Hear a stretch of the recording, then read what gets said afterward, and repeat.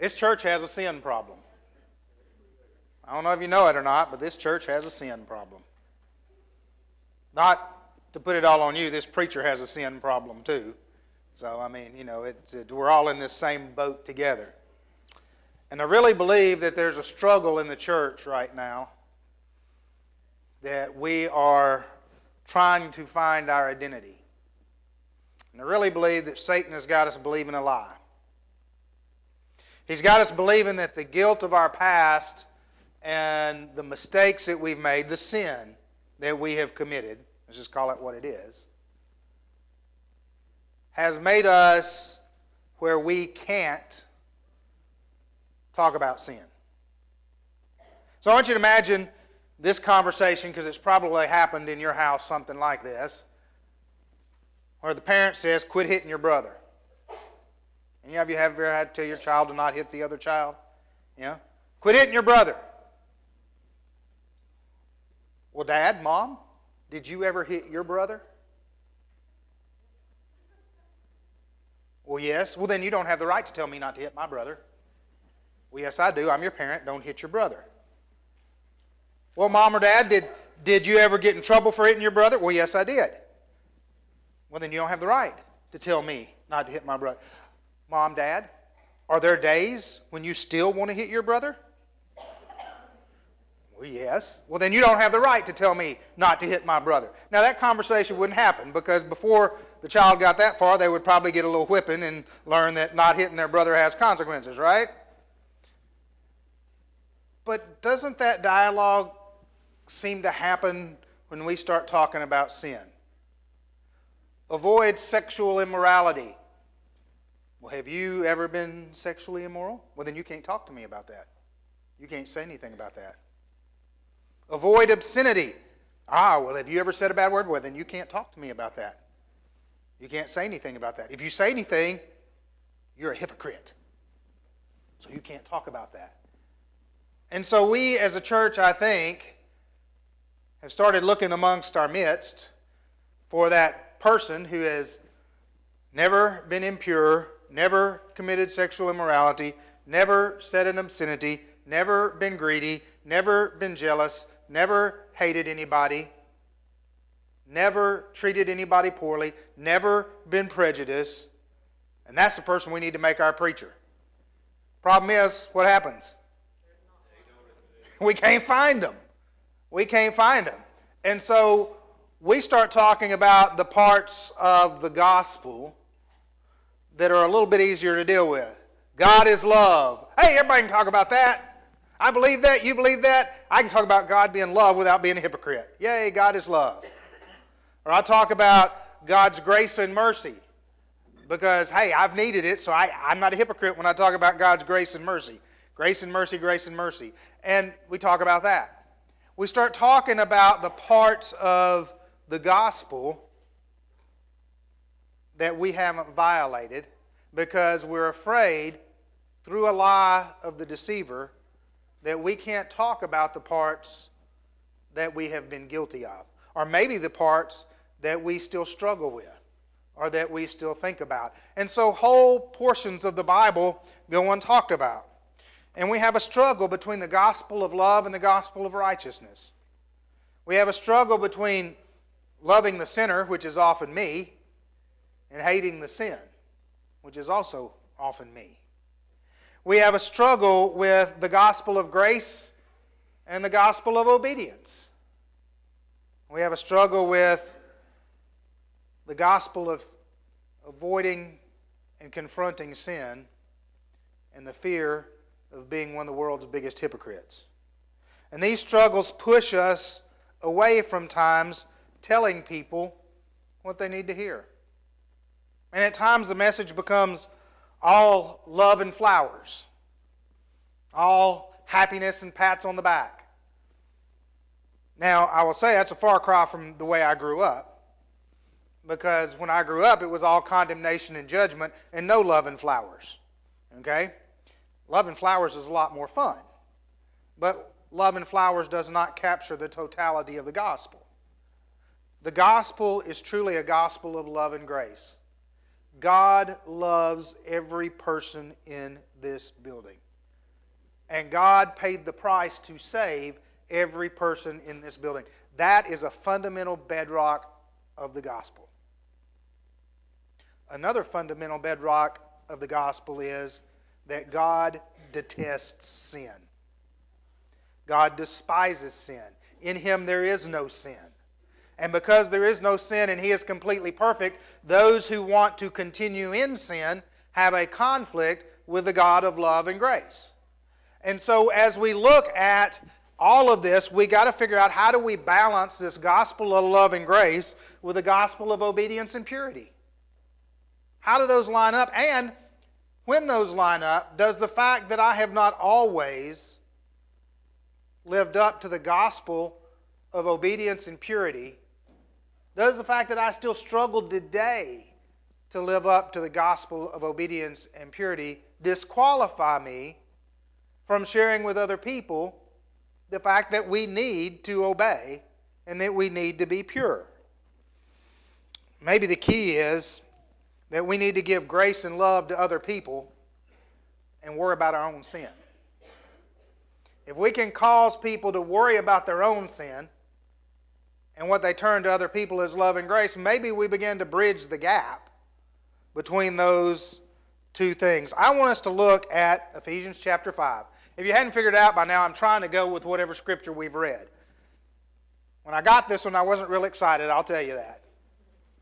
Because as I started looking at all the things that this says don't do, and I started looking at my life, I said, well, this group of people knows me too well. They know who I am and where I've been. Some of you know where I've been recently. And you're like, I don't really think he ought to be teaching this lesson. This is not the lesson for him to cover. Well, maybe not, and if you want to fire me afterwards, okay. But I'll tell you, I'm not really being a hypocrite because I'm freely admitting I don't do this well, okay? But I'm also admitting this is what God says we need to do. This is how God says we need to be. And to really think that there are three things I want us to look at as we look at Ephesians 5. Before we get to those three things, look at verses 1 through 2. Be imitators of God, therefore, as dearly loved children, and live a life of love just as Christ loved us and gave Himself up for us as a fragrant offering and a sacrifice to God. What we're going to talk about as we go into Ephesians 5, all of it has to be based in love. When we start talking to people about sin, we don't need to talk to people about it from a position of superiority, because we will fail. We sure don't need to talk about it from a position of our personal judgment, because we will be shown to be a hypocrite. When we start talking to people about what sin does to you and what we as Christians should avoid, we should talk about it from a position of love. We care what happens to us, and we care about what happens to other people. Y'all know my heart history, and I've got heart disease, and I've had the heart attack and all of that. And the doctor put me on this new medicine about 1.5 years ago, which has increased my heart function, made me feel better, made me able to do a whole lot more than what I was doing. So if I'm walking along and somebody tells me, oh, I have heart disease, you know what one of the first things I ask them is? Hey, are you on Entresto? They go, no. What is that? Oh man, it's this new medicine the doctor put me on. Let me tell you about Entresto. It's just this great, and I'll start telling them about this medicine. I say, now go back to your doctor and ask him if you're qualified to take that, because I bet it'll make you feel better. And I get kind of pumped up about it. Now, my heart disease, was probably 10% genetics and 90% horrible lifestyle. So I really only have myself to blame. But when I find something that makes my condition better, I can't wait to tell everybody else. That's where we need to be as Christians. I struggle with sin, you struggle with sin, this church struggles with sin. Let's be honest, every church in this town struggles with sin. Every person in this town struggles with sin. And even the things that we have seemed to conquer in our life, there are days we still want to do them, right? They still call to us. We're still tempted. And yet, we found something that makes that less a calling. We found something that is, honestly, the cure for sin. So why don't we go around to people and go, hey, you're a sinner, I'm a sinner. Let me tell you something I found that helps me with my sin problem. It makes it a lot better. You know, I'm tempted a whole lot less than I used to be. I do a whole lot fewer stupid things than I used to do.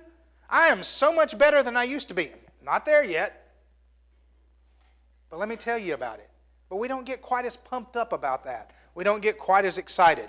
You know, people will sacrifice a whole lot more for love than they will for duty, won't they? How many of you have done something for your children that you never ever thought you would do in your entire life? Yeah? That's right. You've done something for a child you thought you would never do because, why? Well, I have to. I'm their parent. I'm required to. No. It's because you love them, right? And I know, let's just say I'm fairly certain, that most of you have done things for your spouse that prior to getting married, you thought you would never, ever do for anybody. But you got married, and you didn't do them out of duty, and there may be a part of you that did them to stay married. Maybe. But mostly you did it because what? Because you love your spouse. Oh, and then there's teenage love. You can tell the day that teenager has learned what love is, right? Because it's the day you quit having to tell them to wear deodorant, take a shower, and brush their hair. One day you wake up and you have been nagging them to brush their teeth, brush their hair, take a shower, wear clean clothes, put on deodorant, and it's a struggle and a fight, and then one day you wake up and they walk out and they're completely groomed. What's the difference? I'll tell you, it's love. They have fallen in love, and now their whole demeanor has changed. Isn't it amazing what love will do for us? So, as we go into looking at dealing with a sin problem in us and in others, we got to understand it's all got to be done out of love. If it's not done out of love, we will fail. In fact, if it's not done out of love, people will run from us, and if it's not done out of love, we will become a hypocrite. Because Ephesians 5:1-2 says we are to love as God loved us. And everything God did was motivated from love. Sometimes we're motivated from pride or self-righteousness or judgment or wanting to be on the right side. But that's not what it is. Love will motivate us to do for God and others things we would never imagine doing in our life. After we get to love, Ephesians 5 comes up with this really interesting concept that if you're not kind of following, if you're not in tune with it when you read the chapter, you may miss it. But it's a concept that Paul uses a whole lot. When we try to get somebody to stop sinning, what do we say? Don't do it. You know? Don't do it. Just quit. Well, Paul says quit, but Paul has a little different twist on it. In fact, I think he has a concept, a doctrine, a theology of replacement. It's not about stopping, it's about replacing. It's not about quitting something bad, it's about replacing something bad with something good. It's about making things different.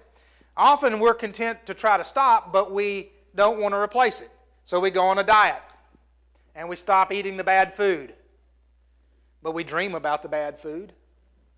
The bad food is in the kitchen calling to us. But instead of replacing the bad food with good food and learning to eat good food, we just quit eating the bad food for as long as it takes us to lose the weight we want to lose. And then what do we start doing again? We go back eating the bad food. And all of a sudden we gain all the weight back. And then we stop eating the bad food. And then we go back to eating the bad food. And this is the story of my life. All right? We do it with sin too.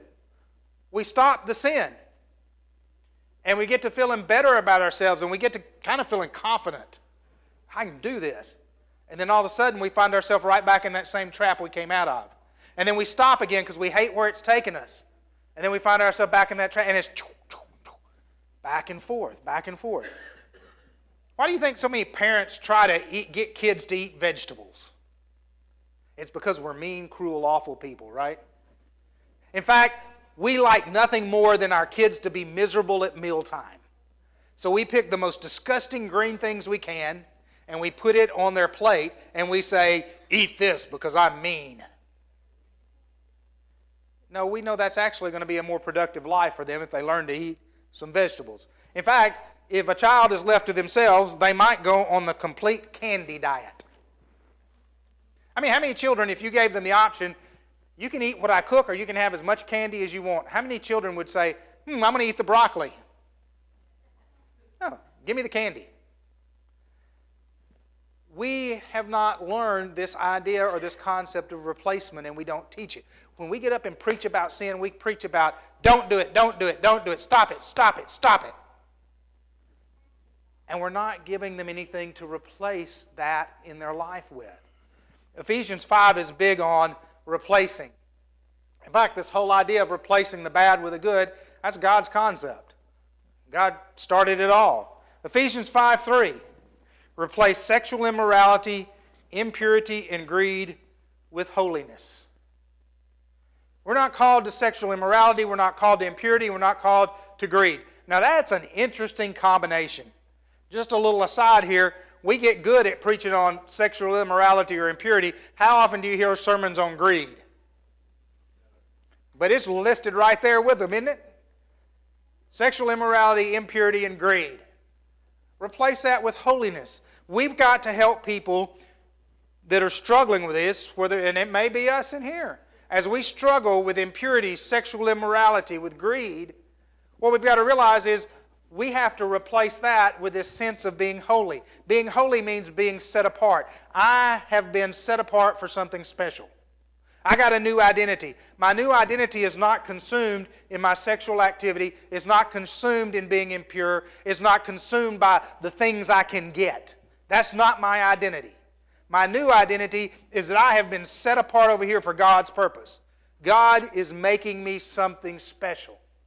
My reason to stop this is not just because God is mean and God sits up in heaven and goes, I'd rather you have the broccoli instead of the candy, so eat it because I'm mean. God doesn't say avoid this because I'm mean. God says avoid this because you are special for my purpose. I'm making you special. And to make you special, you've got to stay away from this. Because if you're in the middle of this, the world will not see you as special. And I need you to be special. So replace this with holiness. If you go down to verse 4, the next verse, replace obscenity, foolish talk, coarse jesting. Now, none of us ever have any problem with that, do we? I mean, I know you walk through the house, you stub your toe in the middle of the night, and nothing bad ever comes out of your mouth. Or maybe you've gotten good and it doesn't come out of your mouth and it pops in your mind. Or maybe it doesn't even pop in your mind and you've conquered that. That's great. None of us ever tell a little off-color joke, do we? Or make fun of something that we probably shouldn't make fun of. Replace obscenity, foolish talk, and coarse jesting with thankfulness. Most of the time, when we utter an obscenity, it's because we're upset about something, right? Life is not going our way. Things aren't happening like we want, and we just let fly our frustration and our anger with a current situation in words. Boom. That's the opposite of thankfulness, isn't it? When we're thankful, we're focusing on what God has given us. And it's amazing that Paul says if we begin to replace this with thankfulness, the more thankful we get, guess what? The less we're going to dwell in this side. Why is that important? Because obscenity, coarse jesting, foolish talking, none of that really glorifies God. But what does glorify God? Well, thankfulness. When you tell people how thankful you are, they'll praise your God. But I doubt when you let out a string of obscenities, anybody's ever praised God because of it. We're set aside for a holy purpose, and that holy purpose is to bring glory to God. So, we got to replace the impurity with holiness. We got to replace the bad talk with thankfulness and thanksgiving. Isn't it funny? it's easier in a crowd of people sometimes to tell an off-color joke than it is to get in the same crowd of people and talk about how great God is. Because we're afraid. Well, they know us. They've heard us. They wouldn't believe us. I had one friend one time tell me, he said, "Oh, I can't do that stuff. I've destroyed my witness. These people know me too well. I've destroyed my witness." Well, you know what? There ain't nobody who's done a better job of destroying their witness than me. I mean, we are who we are, and we are what we have done. But the truth is, the true witness about God is not that we are perfect people. Because God doesn't really need to work on perfect people.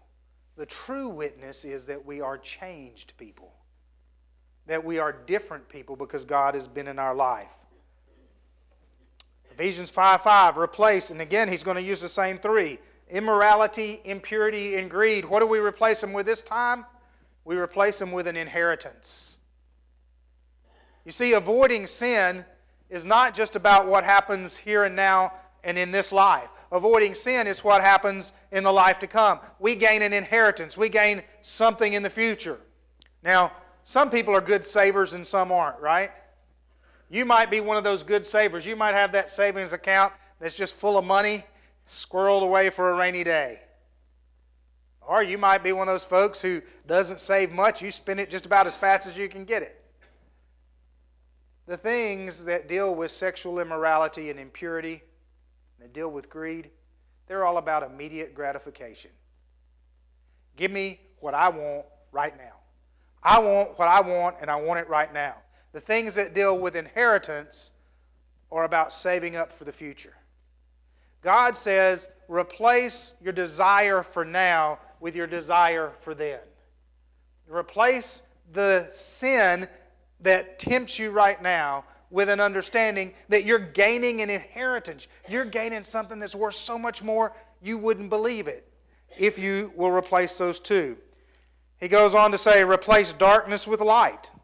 Replace all of the wrong things we've done with righteousness, goodness, and truth. In verses 11 through 14, he says, replace hidden things with open things. Any of you ever lied to cover up something you did that was wrong? No? None of you? Just me? Yeah? All right. In fact, the deeper we get in sin, the more we find ourselves doing what? Lying about it. What's the freedom that comes with turning to God? Being open, not just about what we're doing now, but being open about what we've done. Isn't it amazing that when you come to God and you are set free from your sin, you can get up and tell everybody the bad stuff you used to do, that there is no way you would have told a soul why you were doing it. In fact, while you were doing it, you would do anything not to tell anybody. I used to do a little prison ministry, and it amazed me that everybody I went to talk to in there was innocent.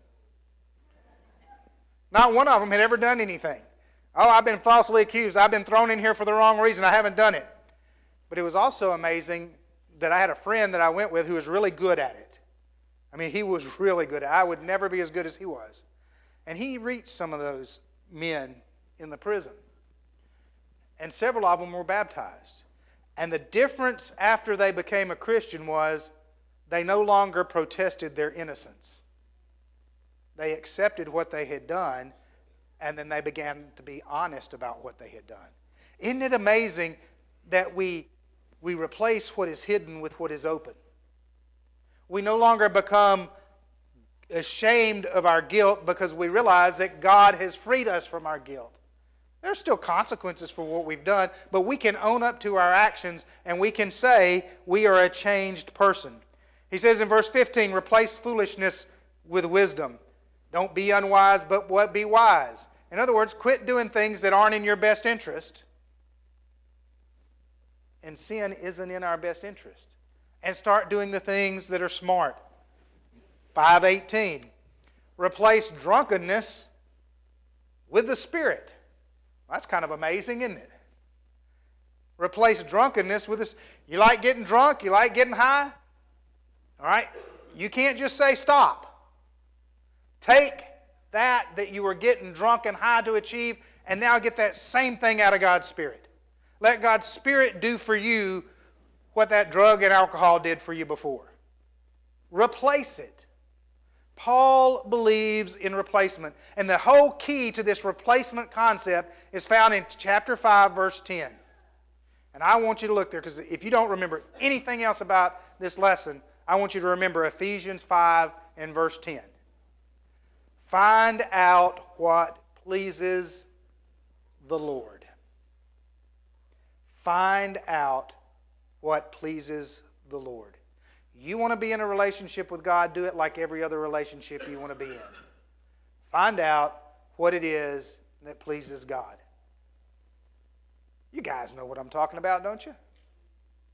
Find out what pleases your wife, right? And I know wives do the same thing. Find out what pleases your husband. And when you find out, guess what? You start working to try to do those things within your power for that person because you love them. Do we love God? Well, if we do, then our goal is to find out what pleases God. No wonder Paul follows this with a whole section on husbands and wives and submission and respect and all of that.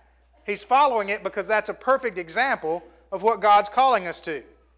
I mean, when we get married, we replace some of our bad habits with new habits, right? Maybe not as many as our spouse wants, but we replace some bad ones with good ones. We find out what pleases them, and to some degree, you become a different person after you get married than you were before you got married. Well, what about being a Christian? If we're going to work on our sin problem, it means we've got to replace who we were with who God wants us to be. Part of making sure we don't become a hypocrite while we do that is owning up to who we used to be and telling people, here's who I used to be. I'm not perfect, but God has changed me.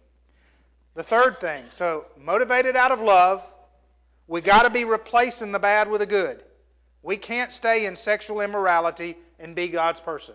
We can't stay in impurity and be in God's person. We can't stay with filthy talk and be God's person. If we're not working on replacement, now, praise be to God, replacement doesn't happen all at once, and it's not expected. I mean, it'd be nice, wouldn't it? But if we're not working to replace this with this, then we're not really loving God. We're not really God's person, because we're called to find out what pleases Him. And then in Ephesians 5:21, submit to one another out of reverence for God. Submit.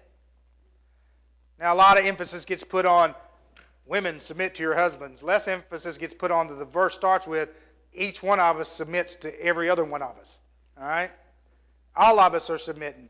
And the people who want to really focus on women submitting to their husbands or wives submitting to their husbands don't really focus on husbands loving their wives more than themselves.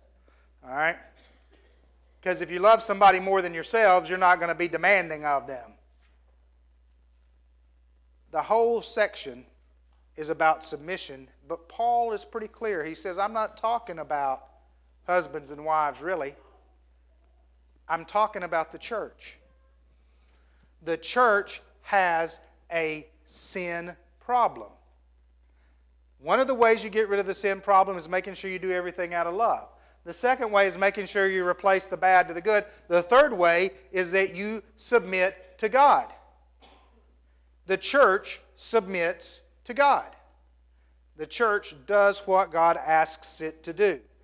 Do I put my needs before God's needs, or do I put God's needs before my needs? I love the little thing that was played up here about the 3 people who came. The guy was waiting on God to come visit him for Christmas. The other 3 people came, and he was a little disappointed, wasn't he? Well, I haven't seen you. You were going to come. Well, I did come. I came 3 times.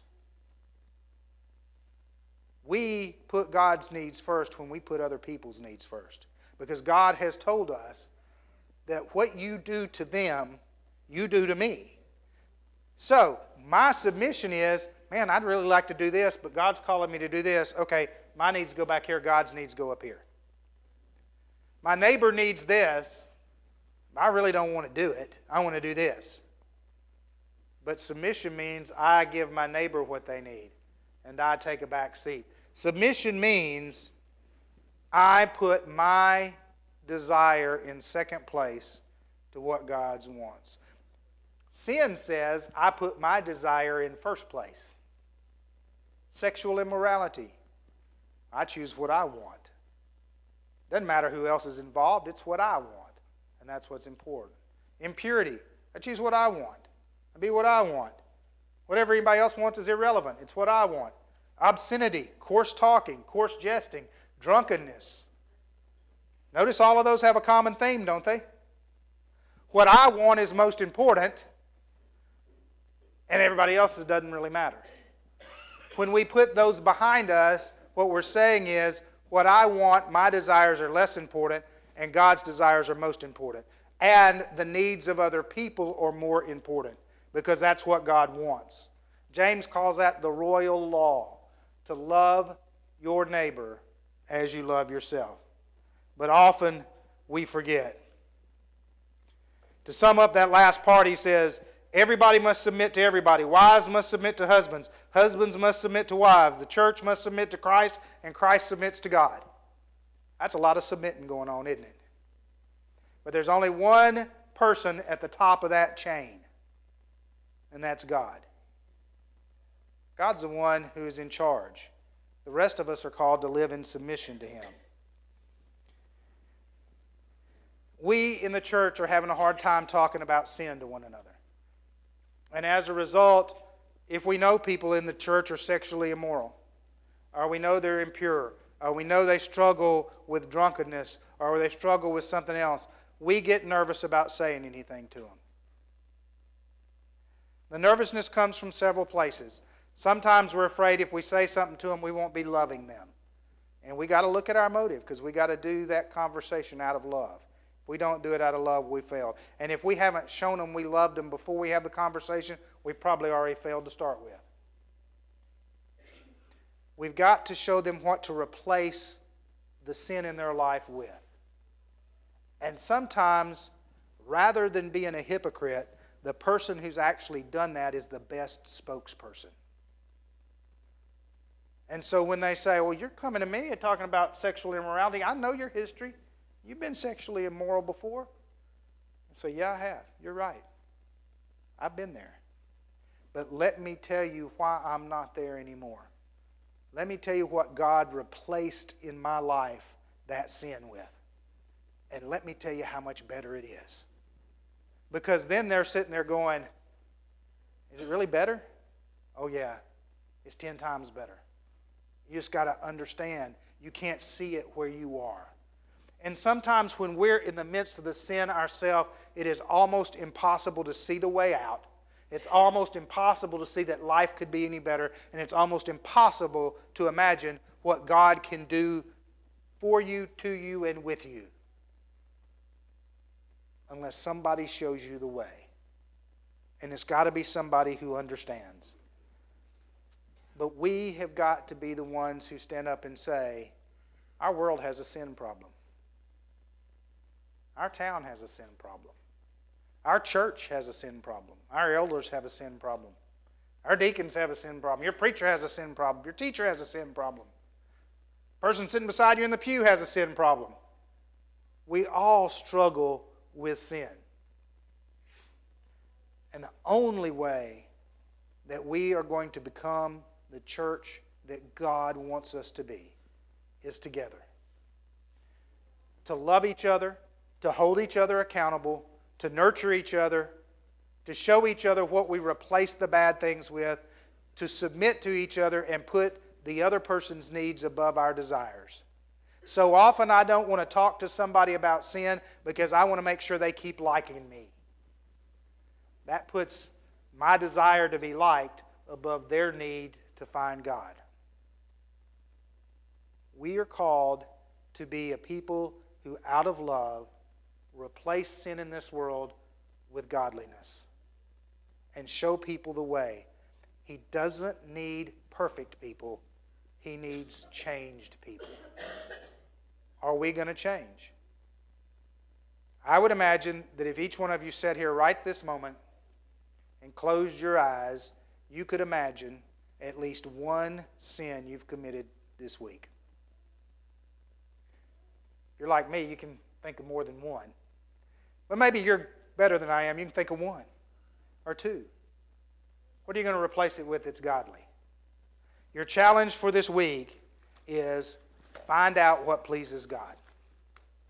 Find out what pleases God. Look at the things you're doing, and if you're doing something that you know doesn't please God, ask yourself, what do I replace that with?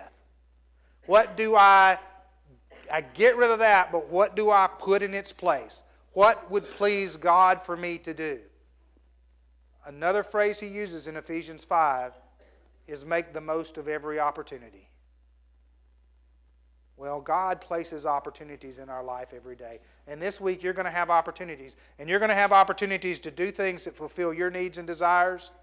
But you're also going to have an opportunity to submit and fulfill somebody else's needs and desires and show them God in this world. This week, find out what pleases God. And when you find it, do it with all your might. And we will see amazing differences, not just in the lives of other people, but we'll see it in our own life because it'll help us become a little bit better. If you've never had the joy of knowing Christ as the one who will help you change your life, as the one who died on the cross to give the gift that makes it possible for your life to be changed, the blood that washes you clean, if you've never known that, you can't imagine what it feels like to replace the shame and the guilt and the frustration and the struggle with joy and love and help and forgiveness. But it's offered to you today. There'll be some people in the back that would love to pray with you, talk to you. David will even baptize you. He doesn't care if he gets what he's wearing wet. He'll just climb in there and baptize you if that's what you want to have happen today. But there's also some people in these pews. Maybe you look at the back and you say, I don't know if those people would understand me. But you might look out here and see somebody who would understand you. If there's somebody in this audience who's a Christian, I tell you what, you walk up to them and tell them you want to replace what's bad in your life with what's good of God, they're going to hug your neck and start praying with you. And they're going to help you find the way. You have that opportunity now as we stand and sing.